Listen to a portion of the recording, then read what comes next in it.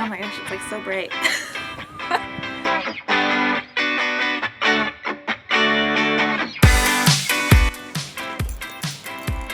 Hey everyone, we've got a little bit of a scene change today. I'm in front of my gorgeous garage door. My husband's home, so I feel really embarrassed. Like, door count to poetry when he's 10 feet away from me. Our house is really small, so it's like you're always next to each other. So I decided to make this outside. And this one's actually going better than like the 20 other takes that I've done so far. I made like a whole video earlier and it was just like, oh my gosh, I could not like get it right. I feel like I look pretty cool with sunglasses on, so let's get to it. We're here today because poetry, it's something that like a teacher can say. It's like that one like really powerful word that like we say it and every kid's like, it's great. So I'm here to make your day a little less terrible and kind of give you some like, I don't know, perspective on how to read a poem. And originally earlier when I filmed this, I was like holding my camera over the paper to show you my annotations and stuff, but just go to my Instagram. I have a picture there posted of my annotations, and then I have, which will be like June 7th, 2020. Oh my gosh, I forgot what year. How do you forget that it's 2020? Oh my god. Okay. That's how my day is going. So go there. There's my annotations, but I've also linked below a link to the poem we're going to be studying. It's Introduction to Poetry by Billy Collins. And I think that the poem itself just really speaks to like how we want to approach poetry. Oh my gosh, I'm wearing a white shirt and a white background. You know what? We're just going to go with it. Really high-end production over here, people. We're on a tight ship. So when I get a poem, the first thing I do is I read it. And then I try to get like a general sense of what it's about. This poem I think is pretty straightforward. The next thing I do is I look for rhyme scheme. And I'll do a separate video about just identifying rhyme scheme because like with a sonnet, it's really cool. There's two different kinds of sonnets. And then we talk about like internal rhyme and slant rhyme and things like that. So I'll do a whole separate video on rhyme. And then I'll look at like, does the structure do anything for me? That's one that like is hit or miss for me. But the two main things I look for, because they can kind of give me clues to other parts of the poem, is I look for imagery and I look for colors. There's this, there's a meme about English teachers and how the author will be like, and the door was blue, and all the English teachers will cry because blue is like a sad color or whatever. And while I want to like say that it's not true, it totally is. But sometimes a color is just a color. So yeah. So I'll look at colors and then imagery. And imagery can be like visual stuff, and it can also be things that you're hearing. So in this poem, I think we have both of that. So have your poem open in another window and be listening / watching me as we go through this. And again, I'll post my annotations on my Instagram, so if you want to go there, maybe I can also link a picture here. I'm really not sure. It's my first time doing this, so we'll try. So take a minute, read that whole poem, get a sense of what we're doing, and I want you to try to find some examples of images that stick out to you. You don't have to get every single one, but try to find a couple that like really stand out. So go ahead, do that.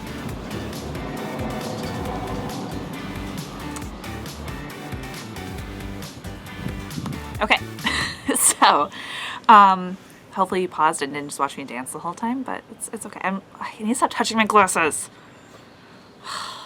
Okay, I need to like sit on my hands. Okay, so looking at that first, let's look at like the sentence, because when you read poems, you should really read it sentence by sentence, not like, I don't read it like, I asked them to take a poem and hold it up to the light like a color slide. You don't read it like that. You read it with flow. So I asked them to take a poem and hold it up to the light like a color slide, or press an ear against its hive. I really don't see like a ton of rhyme here. I think that the rhyme is kind of a stretch, so we're gonna just ignore rhyme. But we do have a couple like good images. And we know that the speaker of the poem is a poet because it's talking about asking them to hold the audience to hold up a poem. So we have a command. So hold up to the light like a color slide, or press an ear against its hive.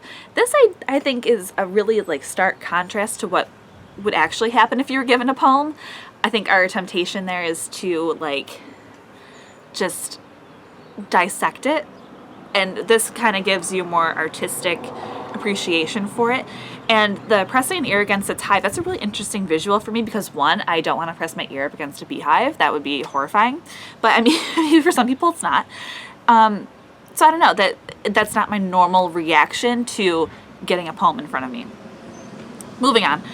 I say drop a mouse into a poem and watch him probe his way out, or walk inside the poet's room and feel the walls for a light switch. This also isn't really what I see students doing when they get a poem. Comparing you all to like dropping a mouse into like a maze. Like I'm sure that you've like seen those in cartoons and stuff, or like actual videos where they have some cheese at one end and the mouse has to try to get there. And I like that visual because it's more of like a guess and check, which leads us into the next visual of like you're in a dark room, you're trying to find the light switch, and you're just kind of feeling around for things. And that's something that all your English teachers are doing. You know, when we get a reading or a poem or something, when we're reading it for the first time, we generally don't know where we're going. So anything could be a symbol, anything can be a sign, anything could be linked to a meaning, and we're making guesses the whole way. And then at the end, we get some closure about if we were right or not. So I like those images. Those stand out to me. This next stanza, though, really is, I think, a really fun image, and it's definitely not the reaction that students have when they get a poem. I want them to water ski across the surface of a poem, waving at the author's name on the shore.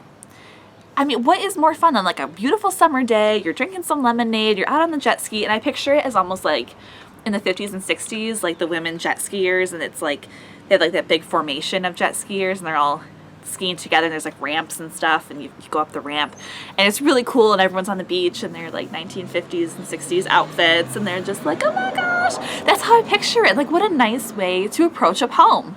But again, it's not what we do. What we do is this last part, and this is what we call a turn in a poem.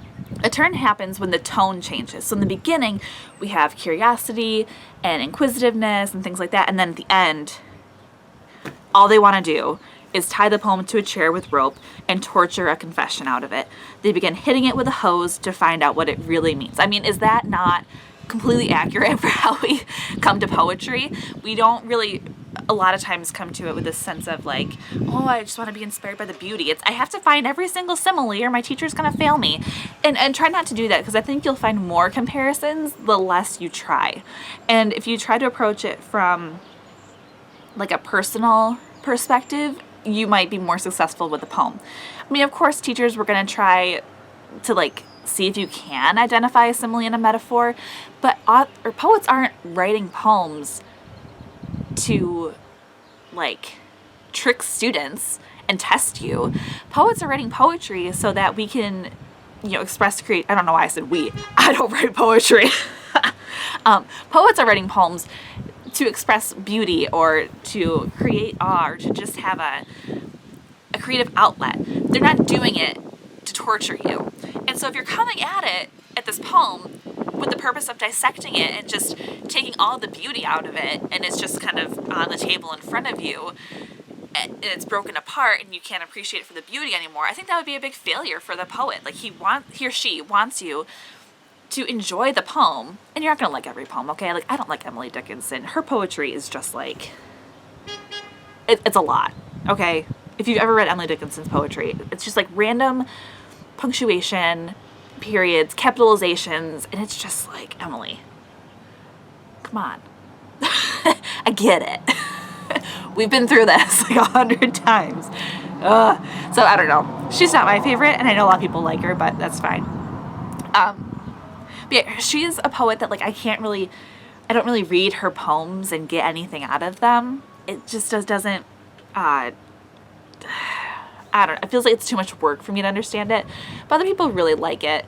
My favorite poem, I think, is To Paint Water Lilies, I think it's called. And that was a poem that I was tutoring someone in AP Literature. This was like 7 years ago. I was tutoring someone, and we read this poem together, and I had no idea. Neither did she, and she was looking at me for an answer. I was like, I don't know. But then I had to read it like 4 times, and then once I clicked into something, the whole poem opened up and became so much more beautiful and cool and just a lot more fun. But if you're coming to a poem and you just don't get it, I mean, that happens sometimes. You're not gonna you're not gonna like every poem. You're not gonna love every poem. Not every poem is gonna speak to you and cause the earth to move underneath you, and now you're inspired. Like, it's not gonna happen like that. But you're gonna find a couple that you like. And yeah, just remember this poem when you're reading your other poems. The author is not intending for you to take it apart. And your English teachers are intending to kill your love of poetry. We're trying to help you find pieces in poetry to make you appreciate it more. So if you can find a metaphor, you can find a simile or a biblical allusion, or you understand the color symbolism more, like maybe you'll get more out of the poem. But the intention is not to drill and kill this into you so that you can't appreciate poetry for how pretty it is anymore. So yeah, I mean, that's our first poem, Introduction to Poetry, Billy Collins. Yeah,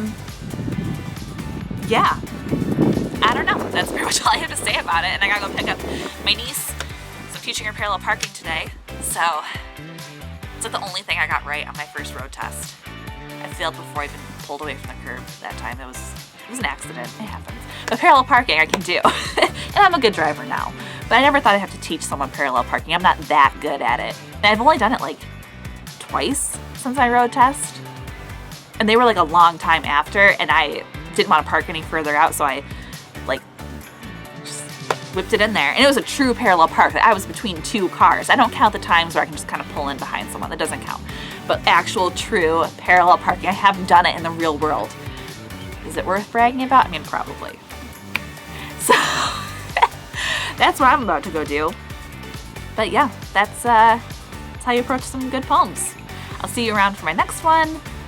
Who knows when that'll be? Maybe a couple days. I don't know. Bye!